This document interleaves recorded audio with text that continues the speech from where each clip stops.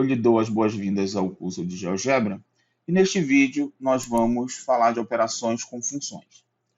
Então, eu vou criar aqui uma função, por exemplo, f de x igual a x, que é a função identidade. Vou criar uma outra função, g de x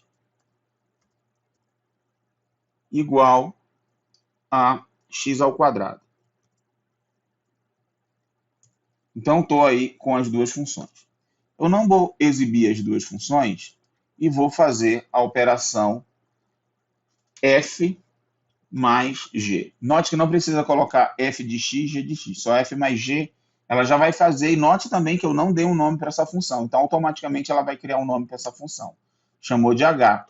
Então, ela está fazendo g, que é x ao quadrado, mais h, que é x. Então, ficou af mais ag. E ele está mostrando, ó, quando eu coloco o mouse, né, em cima aqui da função e espero, fica aí a função h é f de x mais g de x, justamente o que eu queria.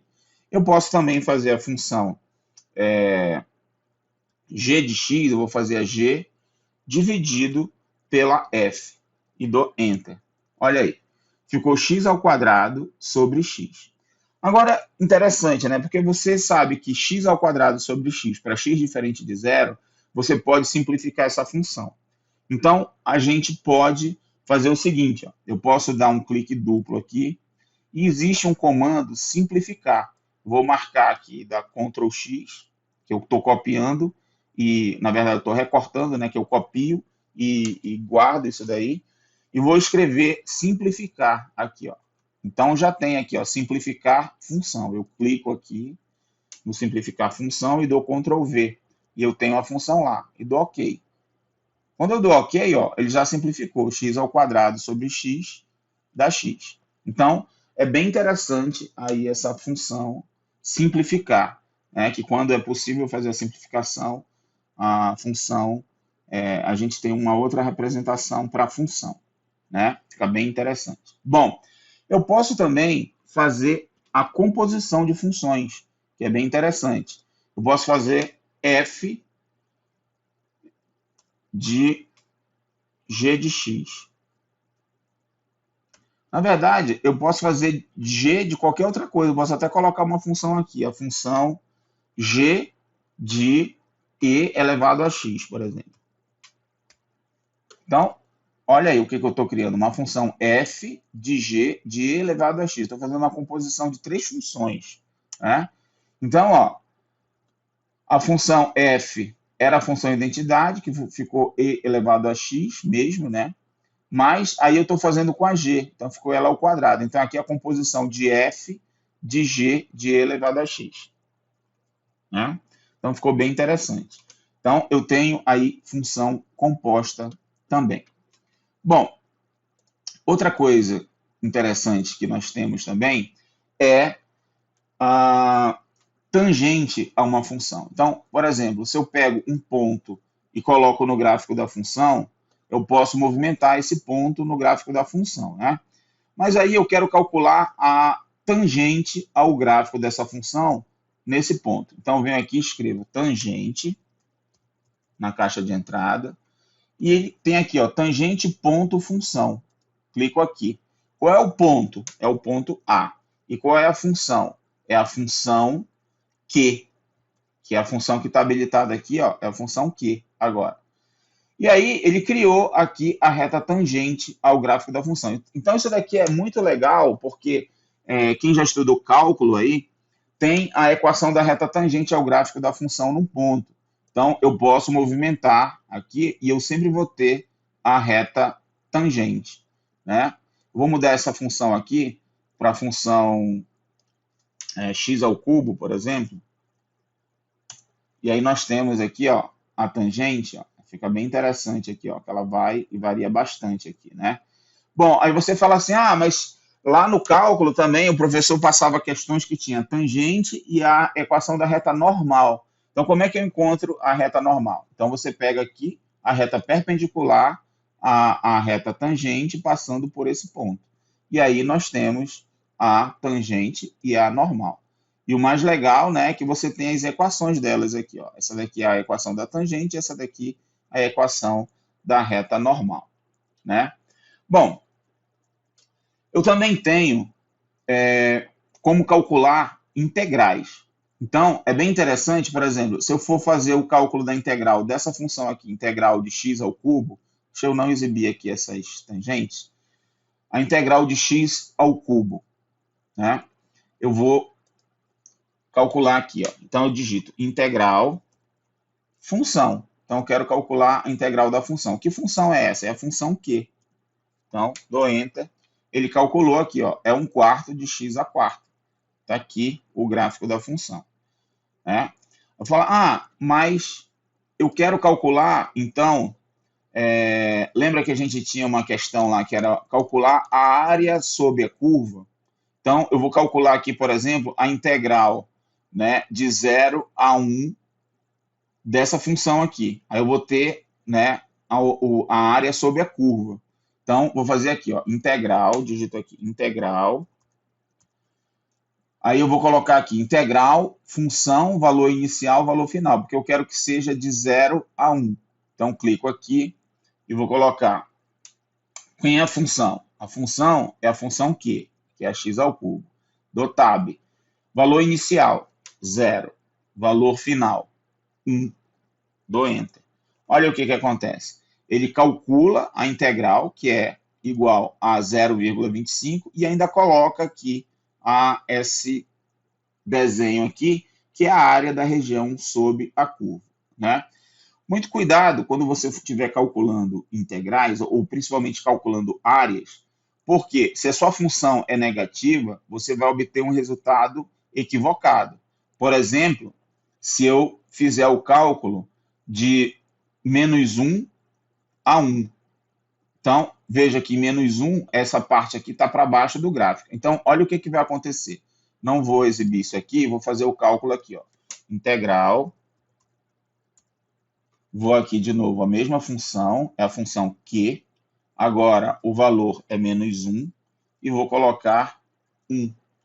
E aí, vou dar Enter. Ó, ele mostra as regiões certinho, mas o que acontece? Ele faz B igual a 0, porque ele está realmente calculando a integral de menos 1 a 1. E nós sabemos que a integral em intervalos simétricos de uma função ímpar, que é o caso dessa daqui, o resultado é 0. Então, na verdade, ele não está te dando o valor da área, ele está te dando o valor da integral. Então, você tem que saber calcular direito aí as áreas sob a curva para poder você conseguir o resultado correto. Então, tome cuidado. Ele também faz o cálculo de integral entre curvas, que é muito interessante. Então, por exemplo, eu vou habilitar essa outra função aqui, e aí eu quero a integral entre essas duas funções aqui. Essa daqui é x, essa daqui é x ao cubo, e eu quero aqui de 0 até 1, que é justamente onde vai ser a interseção delas. Então, vou aqui, integral. Aí, ó, integral entre. Aí eu vou aqui, entre. Aí, função. Qual é a primeira função que eu quero? Eu quero a função P, que é aqui x. Ó. Então, eu coloco P. A segunda função é a função Q, que é x ao cubo. Depois, o valor inicial, coloco 0. E valor final, coloco 1. E dou Enter. Ó, ele marcou certinho aqui e está me dando o valor dessa integral, que é 0,25. Então, é bem útil isso aí. Outra coisa que a gente consegue fazer também são gráficos de funções no R3. Então, eu vou fechar aqui essa janela de visualização e vou abrir a janela de visualização 3D. Ó, aqui está o plano, né? Essas duas funções estão aparecendo aqui no plano. Vou não exibir aqui. E vou tirar o ponto A também. É claro que você tem que ter algum conhecimento mais avançado de matemática, mas é possível a gente fazer um gráfico de uma função 3D. Por exemplo, seno de t, vírgula, cosseno de t, Então, quando eu faço isso aqui é um círculo, né? Por enquanto, eu fiz um círculo aqui no eixo XY.